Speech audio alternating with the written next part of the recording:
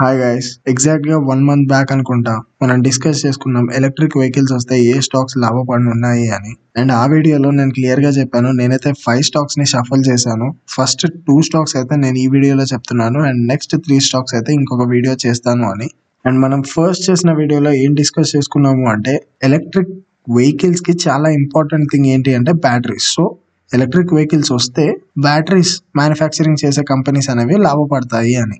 So ఇప్పుడు ఈ వీడియోలో ఏం డిస్కస్ చేసుకోబోతున్నాము అంటే లార్జ్ కెపాసిటీతో ఎలక్ట్రిక్ వెహికల్స్ ని తయారు చేసే కంపెనీస్ గురించి. చూడండి, ఎలక్ట్రిక్ వెహికల్స్ అంటే కంప్లీట్లీ డిఫరెంట్. ఆ వెహికల్ మ్యానుఫ్యాక్చరింగ్ అనేది totally different. And challenging factors ఏంటి అంటే ఆ వెహికల్ యొక్క కాస్ట్.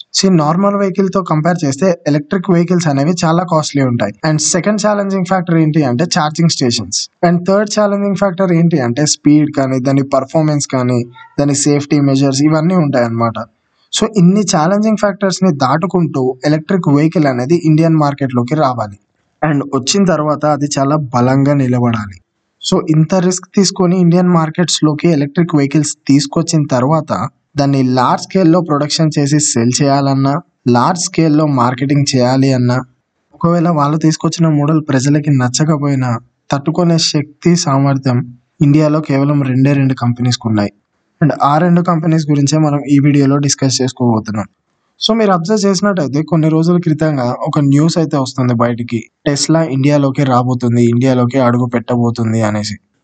ఫారెన్ కంపెనీస్ ఇండియాలోకి రావడము మంచిదే, ఇండియాలో ఇన్వెస్ట్ చేయడము కూడా మంచిదే. కానీ మన ఇండియాలో టెస్లాతో కంపీట్ చేసే కంపెనీస్ ఏవి లేవు అనుకోవడం మాత్రం మన పిచ్చితనమే అని చెప్పుకోవాలి. ఎందుకు అంటే మన ఇండియన్ కంపెనీస్ ఏదైతే ఈ వీడియోలో చెప్పబోతున్నానో, Mahindra and Mahindra, Tata motors, undoubtedly these 2 companies can compete with Tesla. అసలు టెస్లా అనేది మన ఇండియాలోకి ఎందుకు రావాలనుకుంటుంది అంటే కేవలం ఒకే ఒక రీజన్. ఇండియాస్ ఆటో ఇండస్ట్రీ అనేది 4th largest industry in the world. 2021 ending కి 3rd లార్జెస్ట్ ఆటో ఇండస్ట్రీ కూడా అవ్వచ్చు ఇండియా అనేది. అండ్ టోటల్ ఇండియా జీడిపిలో 7.1% ఆటో ఇండస్ట్రీ అనేది కాంట్రిబ్యూట్ చేస్తుంది. సో సింపుల్ గా అర్థం చేసుకోవడానికి ప్రయత్నించండి ఆటో సెక్టర్ అనేది మన ఇండియాకి ఎంత అవసరమో. అండ్ ఇది కూడా అర్థం చేసుకోవడానికి ప్రయత్నించండి మన ఇండియన్ కంపెనీస్ ఏం తక్కువ కాదు, అవి కూడా ఎలక్ట్రిక్ కార్స్ ని తయారు చేస్తున్నాయి కూడా.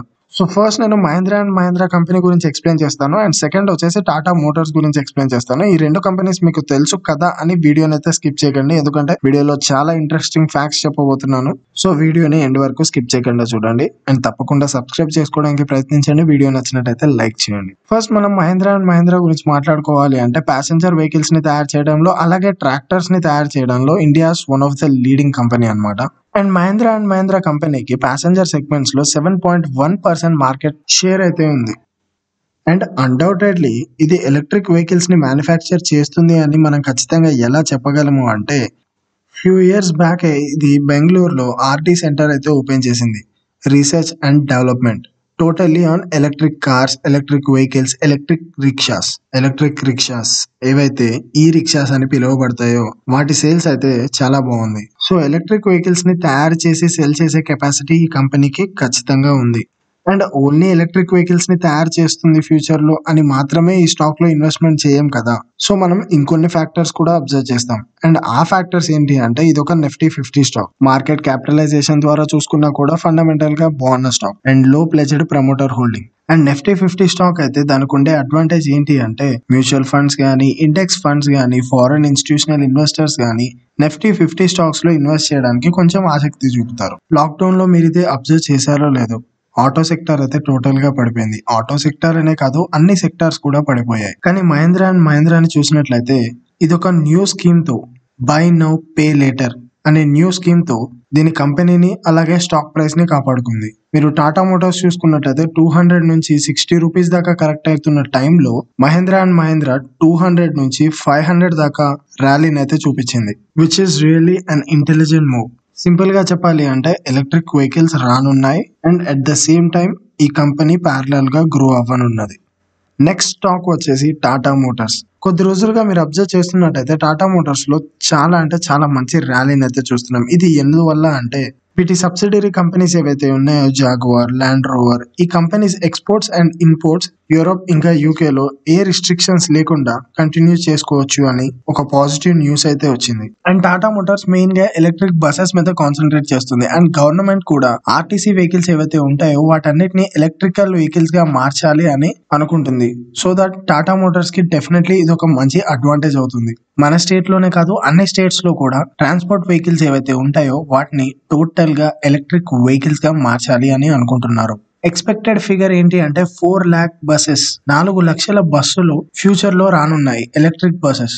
ఎలక్ట్రిక్ బసెస్ విషయంలో ఏ కాంట్రాక్ట్ గవర్నమెంట్ నుంచి వచ్చినా కూడా అది డైరెక్ట్ గా టాటా మోటార్స్ కే వెళ్తుంది. అండ్ టాటా మోటార్స్ కొత్తగా ఒక కార్ నైతే లాంచ్ చేసింది, ఈ విజన్. Totally electric car. టెస్లాకి ఏ మాత్రం తీసిపోదు. అసలు మనం టెస్లాతో కంపేర్ చేయాల్సిన అవసరమే లేదు. టెస్లా తోపై ఉండొచ్చు, డ్రైవర్ లేకుండా ఆటోమేటిక్ గా డ్రైవ్ చేస్తూ ఉండొచ్చు, జస్ట్ 1 hour ఛార్జ్ చేస్తే 1000 kilometers వరకు పరిగెడుతూ పోవచ్చు.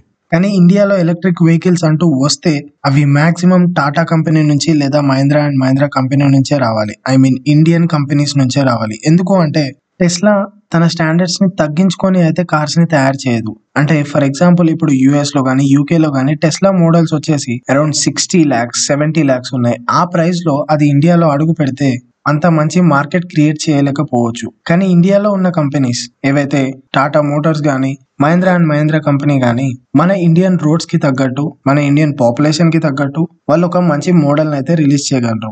లైక్ టాటా మోటార్స్ రిలీజ్ చేసినట్టు ఈ విజన్ అనే కార్ చూడండి. ఈ కార్ లాంచ్ అయిన తర్వాత టాటా మోటార్స్ లో మంచి జంప్ అయితే వస్తుంది. అండ్ ఈ కార్ కి డిమాండ్ కూడా వస్తుంది. ఈ కార్ అరౌండ్ 25 lakhs దాకా ఉంటుంది అని ఎస్టిమేషన్స్.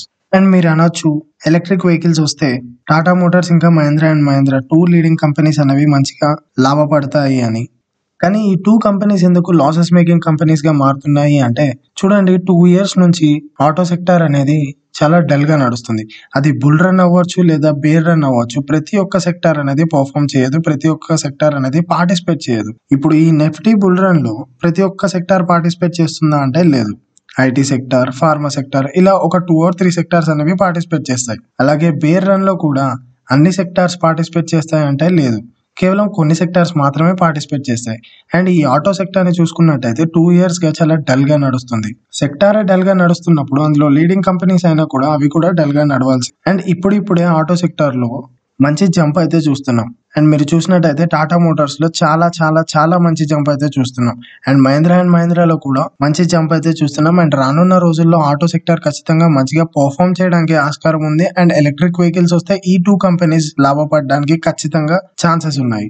అండ్ మనం ఆటో సెక్టార్ నుంచి ఈ 2 కంపెనీస్ అయితే ఎలా అయితే షఫల్ చేసామో, ఫిల్టర్ చేసామో, అండ్ బ్యాటరీస్ మ్యానుఫ్యాక్చరింగ్ చేసే కంపెనీస్ నుంచి అమర్ రాజా బ్యాటరీస్ కానీ ఎక్సైడ్ ఇండస్ట్రీస్ కానీ ఎలా అయితే మనం ఫిల్టర్ చేసామో, అలాగే మన రానున్న వీడియోస్ లో అగ్రికల్చర్ మంచిగా పర్ఫామ్ చేస్తే ఏ స్టాక్స్ లాభపడనున్నాయి, అలాగే హోటల్స్ మంచిగా పర్ఫామ్ చేస్తే ఏ స్టాక్స్ లాభపడనున్నాయి, రియల్ ఎస్టేట్స్ మంచిగా పర్ఫామ్ చేస్తే ఏ స్టాక్స్ కి మంచిగా అడ్వాంటేజ్, సో ఇలాంటివి కవర్ చేద్దాము అని నేనైతే అనుకుంటున్నాను.